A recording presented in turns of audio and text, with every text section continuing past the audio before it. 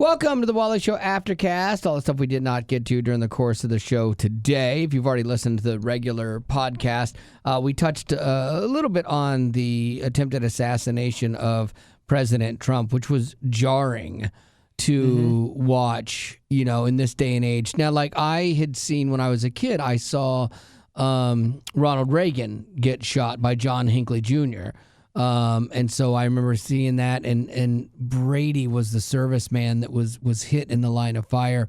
And I kind of went back to those days, and like my parents then watched Kennedy, you know, get assassinated and stuff. And so like I have a frame of reference for this, but it just seems so implausible today that this would happen. And I know there's so much political unrest, and it's really sad that somebody demented took these actions.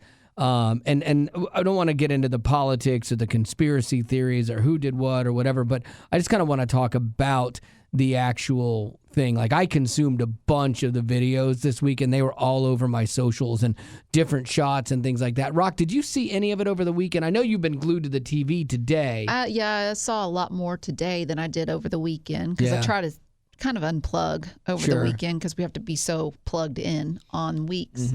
But I was just shocked at it was even possible. It doesn't seem like some kid at 20 would be able to plan this out and get past the presidential... The Secret Service. I mean, like how does that?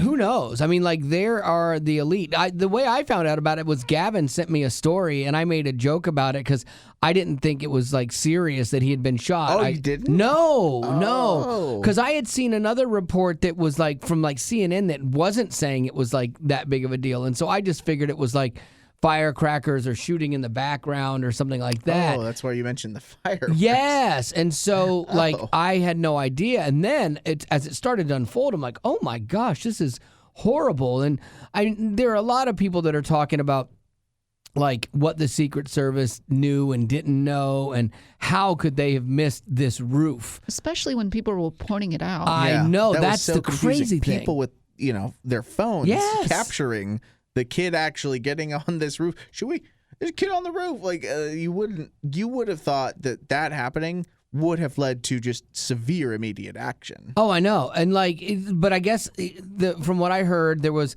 somebody alerted a cop. A cop went over. The guy aimed a gun at him, so the cop fell back. But it's like, wow, all of this stuff happened, and this guy got off like 8 shots or something like that before he was taken out by 1 to 2 sniper shots. And former President Donald Trump is praising the Secret Service agents who acted quickly to protect him and get him down. Because I mean that's what they do. They shield him, and that's when like James Brady got hit in the head when he was protecting Reagan. Really? And so that's their job, is to take a bullet for the president, which is that's a tough job. But you don't think you're ever gonna have to do it. It was interesting that one of the people that got up there to protect him was a woman. Yeah. I didn't even know that was a thing. I thought that was interesting that Betty was like, oh my gosh, there's a woman there. And I guess it's how women see it. Like in typical roles where women aren't, when you see a woman there, it surprises you, I guess. And you're like, yeah, girl power. I don't know if I would say girl power. Okay. I think it's more of women. Typically, women aren't as big as men, aren't as tall as men. And so it doesn't seem like they could cover as wide of a variety of the president as they needed to. I think that was part of it. And two, another part of it was there are so many men there. And a woman is stepping up and doing the job that I would think a man would do. There were, the sad part of this thing is because the internet does what the internet does, is after it, because when they were getting him into the car, which was the escape vehicle, there were 3 women Secret Service agents there, and the one lady can't get her gun in her holster. The other lady is spinning in circles, not sure what to do. And the one lady, she's like, she takes the time to put her sunglasses back on. And so then they're putting like all this like circus music with it and stuff. And so that was an interesting, sad thing. Because I mean, you're in a crazy situation like that, and it is chaos. Mm-hmm. But what I was struck by was if you watch a lot of other videos of like mass shootings and you know, like from concerts and things like that, people are just bailing just as fast as you can. Yeah. At this thing, like you look at it and you see shocked expressions on people's face, but people aren't hitting the dirt. They're all behind the president, like, what's going on? And getting their phones out. You're like, wow. That's what made me think it wasn't actually going to be as serious of a situation. Well, and two, even when you see him rise up after they've tackled him down to protect him, Trump gets up, you see blood on the side of his face. Yeah. People are still there out in the audience. They have just simply taken a seat and waited for the shooting to be over with. It's amazing. And then when he starts throwing his fist up in the air, people are chanting. like, ew, like they're not right. They're still standing and they're still cheering. I don't know what to make of that. Is that because we've become so numb to it that it's like not a big deal anymore? I don't know. Well, and speaking of the numbness part of it, and you had said that someone posts this video and adds a little bit of funny music to it. I was seeing memes about the whole situation all day. Like our whole your situation with Reagan. It's not like you were getting on the internet seeing memes of a situation. Like there was respect. We're in such a weird world point where we're able to do all that. Former President Trump reflected on it, saying, "I'm not supposed to be here. I should be dead." But he praised the crowd at the rally for how they reacted. He said a lot of places, especially soccer games, you hear a single shot, everybody runs. But here there were many shots and they stayed, adding, "I love them and they're such great people."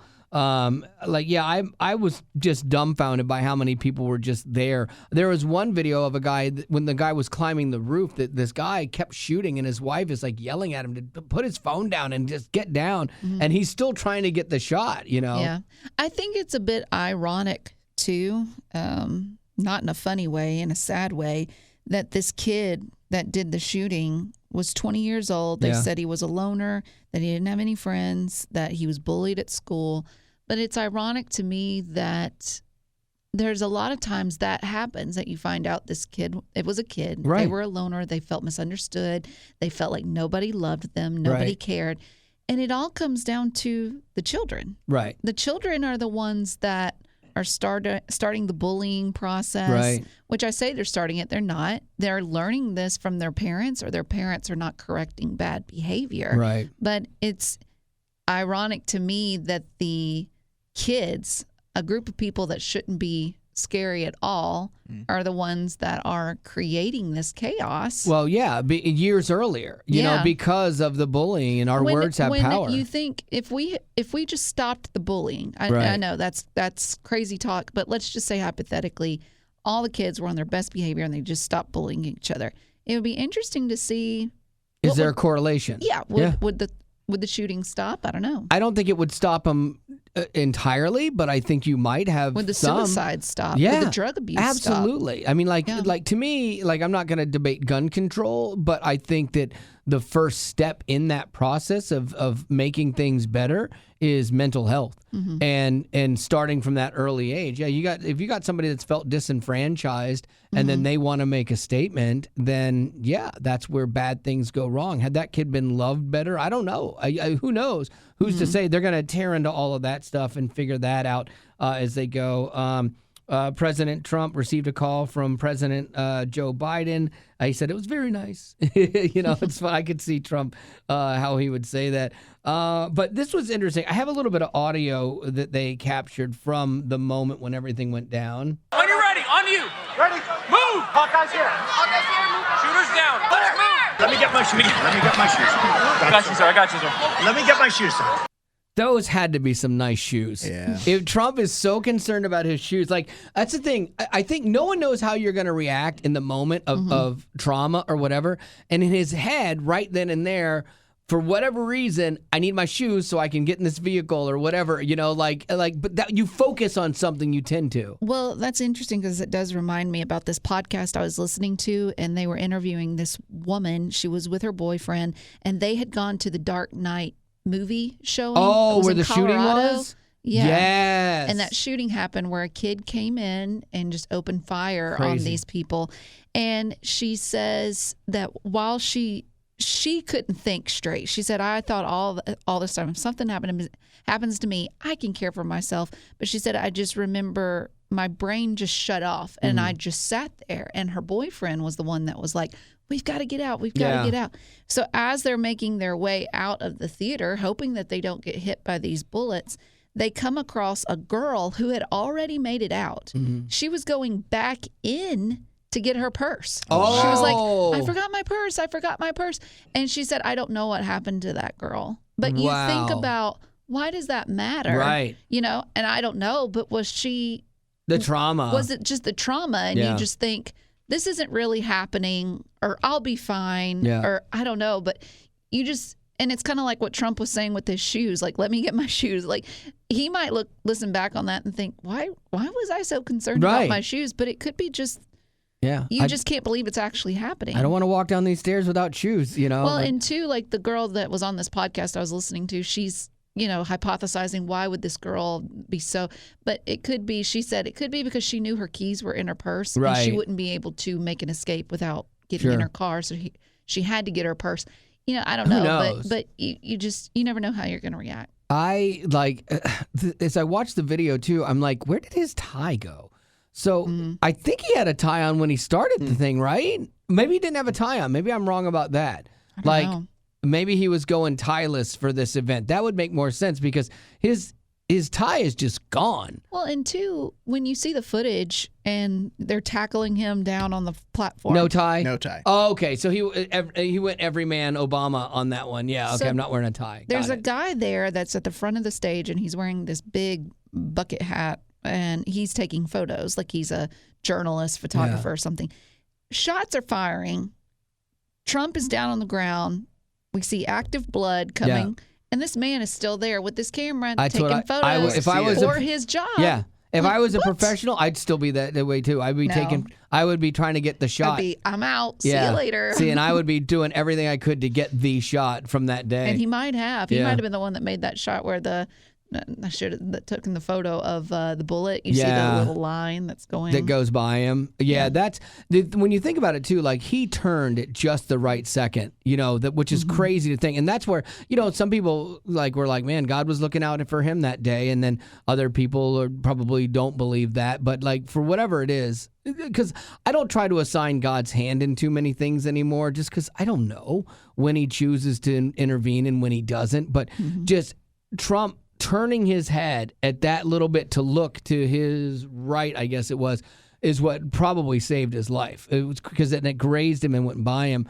But then at the same time, one of those bullets hit somebody else and took their life and then injured other people. Also, why did you say right when you turned to your left? I was trying to put myself in his place and from a stage and looking to the right. Why are you turning that way? Because that's the way he was facing from the videos. And it's not. He's facing this way. Well, no, but if I was him, I put myself in his place, he'd be facing that way. No, you're he'd literally be facing him right our now. way, like what you're doing right now. Like, we're the camera. Right. But if I was him, he was facing this other way. What are you talking about? He wouldn't. Yes. That makes no sense, Wally. Now you're facing the people in the back. No. Yes, you are. No. Because I look at the field lost. as this way, behind me. Why? Why not? Why is the field not over here on our side? Because if you look at all of the graphs, I feel like I'm having a conversation with my wife. I have to ask you for a third time today. Are you okay? Yes, I feel this is a conversation that I've had with my wife before about like having to get somewhere. If you look, I'm going to draw you a graph, and this will be horrible on the Aftercast. But if you look at it, this is grandstand. So people here, back there, stage. Behind you. You're Trump. Trump here, big We're T. the audience in the front. Audience here. Bucket Side hats stage, over on side our stage. left. Potties are now wondering, why are we even having this dilemma? I know, exactly. So as you look at it, see, that's the thing. And so... That's exactly what we're saying. No, but if you look at it from my vantage point, from your you would be the crowd behind me. If I'm Trump, you two would be the crowd behind me. Why? Because you're my audience. And so I'm putting He's you not as my talking crowd. to the audience. I know. That's why I'm facing the other way. You're That the makes no people in the sense. bleachers behind Why? me. Why can't we be the people in front of you? Well, if you're the people in front of me, then I look left. But that's not how every one of these pictures, if you look at it from the top down, you guys would be the audience. You guys would be the people behind him. I don't know if he got enough sleep over No, I'm 100% Maybe it's right. the shirt. Lack of caffeine. He is making some If you judgment look calls at that are a it little from the awkward. top down, you guys would be the audience behind him. No, we wouldn't. Yes. We are literally sitting in If front I of was, you but right if now. in my head right now, if I was telling you this story, Yeah. and if I was Trump, And if I'm Trump, I'm looking at you. you are the cameraman. In my, Yeah. if I'm telling a story, I would treat you as the camera in this scenario. Yeah, but for some reason you're I'm not doing it that. You're doing factual no, based you're not. on yes. If you look at the You're not. satellite image You're down, making it really complicated. No! Is what Oh you're my doing. God. This is, and imagine you're listening. Like nobody can see any of this. we have totally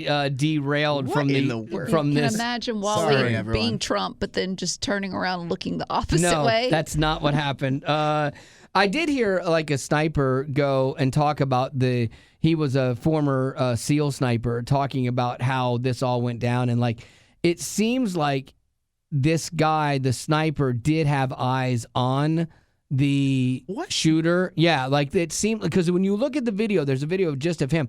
It looks like he's got him in, because all of a sudden, when the shots fire out, he fires one quick shot and he comes off his glass, his scope. They say he says he fired one shot and he came off of his glass because he knew he had taken him down, and he's telling people he's down. But like he waited until that guy fired first. He did not shoot him until after he fired. Wonder if that's for legal purposes. Right, you don't know. There's people talking about, well, he was given the order to keep eyes on him but not shoot, and he shot with, but I don't know about that. That's all conjecture. I'm not going to get into that. That feels like information that might be come out later. Yeah, because I have a feeling that he was on that building, because like he was in that direction. He was probably charged with watching that building. Yeah. Mm-hmm. Didn't see him, and because if he had eyes on that guy for 3 minutes, he would have called somebody and they would have taken it. But when he saw him pop up and was a threat, he instantly neutralized that threat. I mean, it was poop, and I'm done. I mean, he was there. You go. That's what snipers do. But anyway, so all of that to say, it was definitely a crazy weekend in the political climate of all of this, and just from a standard, just a human standard too, man. It's like, we had talked about on the show, like, how do you pray for this? And honestly, my hope is that inside of this, that it will change something inside of Trump in a good way. Like, because when you go through these kind of things, I'm not saying he's a bad person. I'm not getting into all that. But what I'm saying is, when you go through something like this, maybe he does have a bigger encounter with God, and it changes him. Like, you know what, God, you did have your hand on me. You did protect me. Holy cow. I've got to look at some of my life choices now, like all of it, like any of us would be in that place. When you're confronted with life and death, you have a choice, and you're like, oh, wow, maybe I do need to look at my life differently, or be grateful for what I have truly been given, and find new purpose in everything. And then obviously you want to pray for those families and what they've lost at this, and like all these kids that were there, and they get this, they're traumatized by this stuff. It's a mess, and such needlessly so. Like, I get not having the same political opinions as each other. I get it. That's why we have multiple parties, and that's part of a democracy. But for the love, like, we forget our humanity inside of this. No matter how mad you hate somebody for their political views, to take it to that extreme, to want to end their life, is a real sad commentary on the state. But the upside in that, the positive in that, is that's, if you look at just that little microcosm, how many thousands, 30,000 people there or whatever, and one deranged person. So I think the takeaway is, while it's really easy to go, everything is bad, this world is a mess, that was one person that was super broken, and you got a whole bunch of other people that aren't, and so that should hopefully give you some hope as we navigate the next coming weeks. But it'll be interesting to see how this whole thing plays out. Lady Rock, what do you got? I got a list of the top lucrative college majors. Oh, okay. Man. Please tell me that musical theater's on there. I hope film studies. Coming in at number 1. Unfortunately, neither of those did. Top 3, computer science came in at number 3 with Checks out. 78,000. Yeah. Chemical engineering at 79,000. Wow. And then computer engineering at 80,000. Like those are starting rates? Yeah. So ultimately what it comes down to is engineering is where you need to go. And so many kids are forced into be a doctor, be a lawyer, or they're feeling like, I want to be the next YouTube star. Yeah. And it's like, let's be a little realistic here and let's try for something that will actually earn you money. But I will say that having gone to school and being roommates with a lot of engineers and chemists and software people. Oh yeah. Holy smokes. Like the stuff, hard work. The stuff that they do, they deserve the salaries Absolutely. that they make, because there was one class, my friend was like, do you want to come to my water dynamics class and just hang out? That sounds Yeah, fun. Are we in sure. a pool? I was like, this is odd. And I walk in and all this stuff on the board. And if you walked into one of my classrooms, you'd just be like, what's your favorite movie? Yeah, exactly. I mean, I had a communications degree, like a really generic communications degree, and I watched my engineer friends struggle and study and all this other They stuff. And study a lot. I'm just flitting through life, through college at the end. It was so easy. But I definitely felt bad for them. They have a marketable skill. It's up to you to choose how hard you work within the degree that you choose. That one was I knew at one point whenever I popped into calculus in high school. It was like, oh, I'm not doing any of this for a job. I got so lucky. I went to college, and they were changing the rules of things in college. Like my second semester or third semester of my junior year, or my second semester of my junior year.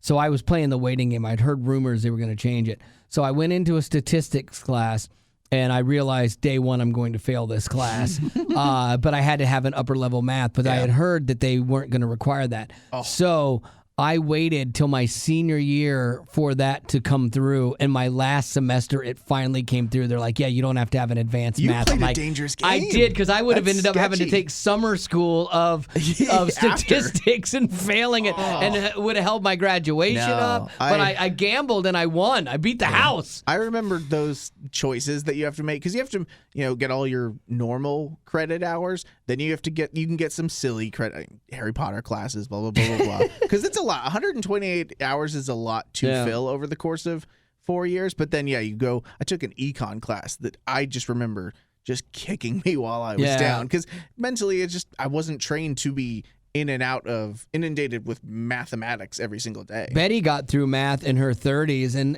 arguably you were not a great student in high school, right? And so math is not easy. But I remember you taking your Colorado Christian University math, and I'm like, oh girl, but she did it, man. Like, did you squeak by like DC, or did you get a B? Like, how'd you get I out? squeaked by. Did you? And which I think fair. that the Lord was looking out for me. I can say that now, but in the meantime, I was very angry because I took the class, and the whole time I had no idea until I had to return my math book that the answer key was in the back the whole time. What? And I think that was the Lord, because He knew you would have cheated. I cannot tempt you past what you can stand. That's and true. That would have been that would have been too much. Can I ask? And I know that there were different settings because it's full-time school versus work and school. But how would you describe how was your approach to getting your degree different than when you were a teenager going to school? I think I was more passionate about it, or I had an aim for it. I was doing it for myself. Whereas if I had done it for right after high school, I wouldn't have been doing it for me. I would have been doing it because I was told I should. Just the next stage of, Yeah, but when I waited till I was 30 to do it, it was like, okay, no, this is actually something that I am interested in. I knew myself better, and I was more passionate about what I was studying instead of I get that. just going in it because I'm told I have to. Yeah, at 18 years old, trying to go to this big university by yourself, making all these decisions is not... I don't think we're built to do that and be successful 10 out of 10 times. Sure. I would have flunked out early on in college if I'd gone right out of high school. I waited a bunch of years. 4 years, I think I waited. Yeah. So I was going back to school when I could have been graduating. Did Marty go to college? She did, yeah. She has a marketing degree. Did she go after high school? Yeah, she went right away. I met her when she was in college. And so when I met her and her group of friends, it started to kind of ignite in me that, oh, maybe I should go back to school. My dad had been telling me to go back to school. And so it started igniting that in me. And so I couldn't afford to go to her school. And so I went to junior college and started getting my 2-year degree like that. She's like, I'm dating a freshman from another school. Yeah, pretty much. But then for me too, it became like personal. Like I wanted to prove people wrong that it said I couldn't do it. And so I've always been that way. Tell me I can't do something and I'm going to do it. And so then I'm like, also too, back in the band days, like this long-haired guy, like on the surface, people would not have thought that I was a good student. So I wanted to graduate with honors, and I did. And I wanted to graduate with like a 4.0 in my master's years later, and I did. You wanted to still have the look. Yeah, and prove them wrong. You could have just cut the hair and nobody would have said anything about you. Had to win both eras on that. So, do you have any birthdays? No. All right. Well, happy fantastic. birthday to us. Is this whole rebel tell me I can't and I can? Is that the whole situation with the Trump turned around situation? No, you guys are just wrong. It's 2 against 1. No, like I could print out. Okay. Well, thanks for being a potty. Oh, jeez. Growing up in poverty has never been easy for children, but with the added challenges of the pandemic, conflict, and natural disasters, families around the world are facing an unprecedented food crisis. Unfortunately, those who are already hungry are now even more desperate. But by sponsoring a child through compassion, you can help provide life-sustaining essentials such as food and clean water. And with your compassionate support, that child can not only survive, but also flourish. You can find out how and choose a child to sponsor when you click on the compassion banner at wayfm.com.